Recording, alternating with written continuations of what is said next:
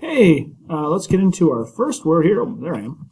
Let's get into our first word for our vocab, which is Wahhabism. Wahhabism is a strict form of Sunni Islam that is practiced today mostly in Saudi Arabia, but it was also in Turkey in this time period from 1750 to 1900. And you'll want to know that Wahhabism is significant because many of the people who had a strict following of Islam directly from the Quran resisted a lot of the reforms that were made in Turkey, especially by Ataturk at this time. The fez. This is a hat that was worn by Ottoman Turks when it became gradually the Turkish country instead of the Ottoman Empire. This hat was worn, and there's no bill on it like on a military hat. And the reason why is someone could have this hat on in the military and could still do the call to prayer where they would go down and their head could touch the ground, and there's no bill to stop them from doing that. So this is a hat that was worn in especially Turkey during this time period by the military. It was an adaptation so they could have a modern military dress, but also still follow their Islamic practices. The Young Turks were a group of people who, after the Ottoman Empire falls and the modern nation of Turkey is forming, they want to have more like Western democracies. They want to have more representative government than Western democracies. But they also want Turkification, which means they want people in their country to be Turkish. They go against minority groups like the Armenians who are in Turkey at this time. So by promoting only Turkish people for Turkey, everybody should be more like the Turks, the Young Turks were actually discriminating against minority groups that existed in Turkey at this time. Turkification means basically the promoting of Turkish ideals or being proud of being Turkish. Now, this existed in the modern nation of Turkey when it formed. It was promoted by their leader, Mustafa Kemal, or Ataturk. And in some ways it was good because it was nationalism which brought Turkish people together. But it also goes against people who are not Turkish, who live in the Turkish land. For example, the Armenians. The Armenians are a group of people who we'll talk about more who get persecuted in Turkey later on. But Turkification means the promoting of Turkish culture and Turkish ideals. The Kowtow. The Kowtow means basically you go down, you bow, you make sure your head hits the floor a number of times as you submit to someone. The Kowtow was quite common in China, especially in front of the emperor. And foreigners who wanted to trade in China would have to kowtow before the emperor and submit to the emperor before trade would be allowed as well. Everyone, we're going to take these next three terms kind of together, okay? So if you even would want to put these in the same note card, it might be a good idea.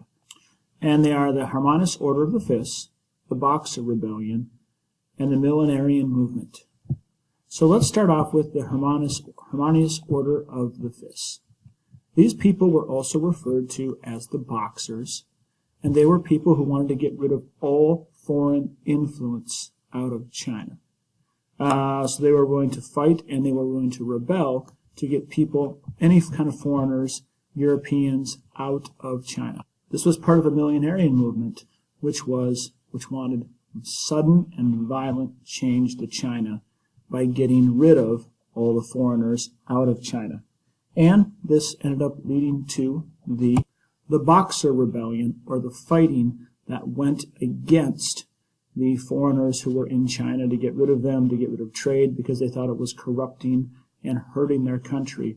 So they trained with a form of fighting, and they were going to basically defeat all foreigners and to get them out of China. So those are those three terms: the Harmonious Order of the Fists, the Millenarian Movement, and also the Boxer Rebellion. Bushido is the code of the samurai. Now, samurai will become not as important in Japan during this era, but the code of Bushido will continue to live on in Japan in business, and even to this day is very important in Japan. But it originally was the code that the samurai were supposed to live by, which was a code of honor. The Automatic Loom. This is something pretty interesting. The Automatic Loom was made in Japan, and it was actually made by the Toyota Loom Works. Yeah, Toyota, same name that of the car company. So the automatic loom was made by the Toyota Loom Works, which was made for textiles and production by the Toyota company, which would later grow to be obviously the car company that we think of today. But this is an example of in Japan how in Industrial Revolution, some of the first companies that became very strong during this time would later become some of the strong companies that even exist until this day. The Battle of Navarino is where Greece was able to become independent from the Ottoman Empire. Now, they had some help from Russia, France, and Great Britain, but this would help allow the Greeks to become an independent country and become independent from the Ottoman Empire, which they were by 1832. Janissaries were basically the top troops in the Ottoman Empire. And for a long time, they were like a separate group of troops. They were the elite fighters who helped the Ottoman Empire become strong. But towards the end of the Ottoman Empire, they become corrupt and actually become a real difficulty because they can't be replaced, reformed, or changed. So when the Janissaries become corrupt, it ends up leading to the fall of the Ottoman Empire. Conscription is basically making it so all men who are healthy have to serve in the military. This is used in this chapter by Muhammad Ali of Egypt, who uses conscription to get more troops on his side to have his resistance and eventually allow Egypt to become free from the Ottoman Empire. Tanzimat was a way for the Turkish country to have a lot of reforms after the fall of the Ottoman Empire, which changed the education system. It modernized the army. It did things like made the fez the cap for the military. And this basically allowed the Ottoman Empire to become more modernized. And after it falls, it will continue after the Ottoman Empire falls when it becomes the modern nation of Turkey. Hat-i-Humayun is reforms that were made by an Ottoman Sultan to update the legal code, to give justice regardless of religion or ethnicity, and to set up a new legal system in the Ottoman Empire. These kind of took away power from individual millets, so some religious leaders, both Christian and Muslims, protested against this because they saw it as taking power away from religious leaders and giving it more to central government leaders. The Conference of Berlin in 1878 is a conference after the Russo-Turkish War in which Eastern European nations in what is called the Balkans will become free from the Ottoman Empire. So it means that really the Ottoman Empire will lose a lot of its territory that it had in Turkey. The Ottoman Empire will lose a lot of its territory that it had in Eastern Europe. These nations of the Balkans would be like Macedonia, Bulgaria, Romania, and these areas here will no longer become part of the Ottoman Empire. They will become independent. So in this era, we see the Ottoman Empire loses Egypt, it loses Greece, it loses the Balkans. It is slowly becoming a smaller and smaller empire, which will lead to its fall in the next era. The Russo-Turkish War, or the Russian, basically Turkish War, will become a war where Russia will basically help support those nations we talked about, the Balkans, to become free from the Ottoman Empire. And this will allow them to leave and become independent, which will make Russia a little more of a big player in the world stage and makes the Ottoman Empire slowly kind of fall and become less important. The Opium Wars. Britain found out that one way that they could trade and make a lot of money in China was by growing poppies in India, which produced the drug opium. Opium is the same drug that's used in heroin today.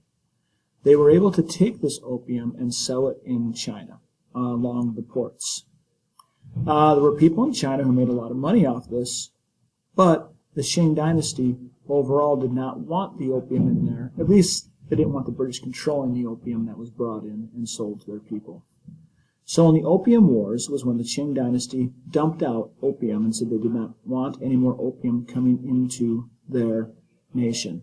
There were two wars that happened, And in both of these, the British were able to have decisive victories thanks to their industrial military technology, especially Navy technology. They were able to defeat the Chinese ships, which were still pretty much our junks, which we were talking about in the previous era, where the British had modernized, iron weapons, boats, ships, cannons, which were able to easily defeat the Chinese military. And they were able to enforce their will upon China, take places like Hong Kong as cities, and open up trade. And really, the Opium Wars are what make China go from being a power in the world to now they're seen as being not under control, but they are now at the will of European powers. And Japan will come in, too, in the future. And we see China going from being like the Middle Kingdom to power in the world. And this is one of their lowest points in history, as they are now at the will of European powers like Britain. The Taiping Rebellion. The Taiping Rebellion was led by a man who converted to Christianity and actually believed he was the brother of Jesus, and he was supposed to spread the message throughout China. He's actually able to get a large group of followers, and there is a large rebellion against the Qing dynasty. Now, people in China were starving at this time, workers, peasants, and they joined this rebellion.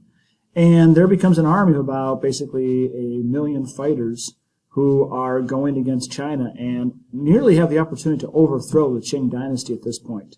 It doesn't work out. The Qing dynasty actually gets European outsiders like the French and the British to help them put down this Taiping rebellion where millions of people die. However, by the end of it, the Qing dynasty is now incredibly weak and is about ready to fall, and the Manchus, who are in charge of the Qing dynasty, have really become weaker, and this will lead to their downfall in the beginning of our next era. The self-strengthening movement in China was an attempt to industrialize and modernize the country, to make it more like the Western European powers. But what happens is it eventually fails because it's just not followed by the leadership, and especially by the emperors. And the Empress Cixi basically fights against these reforms, and there still continues to be corruption in China. And basically the reforms, the industrialization process doesn't happen in China, which is really bad for China because Japan industrializes. The European powers are industrializing. And because the self-strengthening movement is not followed, China will continue to fall, which will eventually lead again to the end of the Qing dynasty or the Manchu rule in China. In 1911, just after this era, the Qing dynasty will fall, and there will become a Chinese republic that will be started by Sun Yat-sen.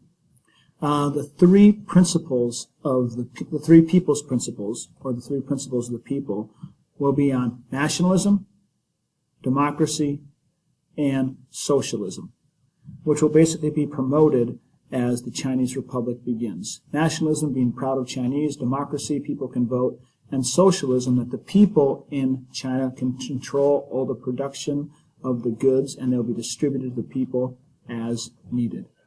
These are the three people's principles of the Chinese Republic that begin with the Republic in 1911. The Chinese Nationalist Party, or the Kuomintang, will be the people come to power after the Qing dynasty, which will be advocating democracy, socialism, and nationalism in China. And this will become basically fighting for democracy and reform in China. They take power for a while. They will eventually lose to the communists, and we will talk more about that in our next era. The Treaty of Portsmouth ends the Russo-Japanese War. And really what this symbolizes is Japan wins the war. Russia thinks they're going to beat Japan. They're more of a European power. Russia's actually Europe and Asia, but they see themselves as a European power, and they think they're going to beat Asia, and they are shocked because Japan, never confuse those two. Japan becomes a major industrial power and is able to defeat Russia and declares itself on the world stage as a power, which they will definitely continue to do into the next era.